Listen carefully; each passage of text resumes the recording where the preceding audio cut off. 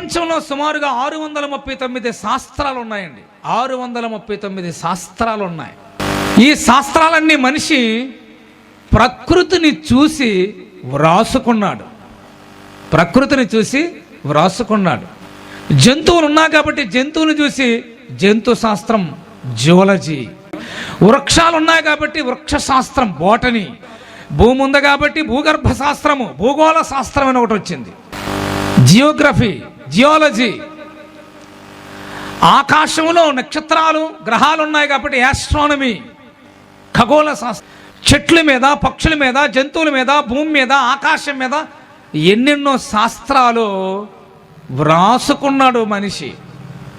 ఏమన్నా ఇప్పుడు చెట్లే లేకపోతే, వృక్షాలే లేకపోతే వృక్ష శాస్త్రం నీకు ఎలా దొరుకుతుంది అడుగుతున్నాను.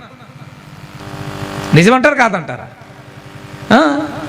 మరి వృక్షాలు ఎవరు చేశారు? దేవుడండి. జంతువులే లేకపోతే నీకు జంతు శాస్త్రం ఎలా వచ్చింది? ఎలా వచ్చింది నీకు? మరి జంతువులు సృష్టించింది ఎవరు? దేవుడు. ఆకాశము, ఆకాశములో సూర్యుడు, చంద్రుడు, నక్షత్రాలు లేకపోతే నీకు ఖగోళ శాస్త్రం ఎలా వచ్చింది?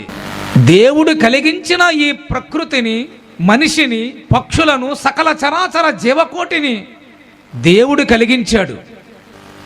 కలిగించిన ప్రకృతిని చూసి నేర్చుకున్నావు, రాసుకున్నావు నీ శాస్త్రాలు.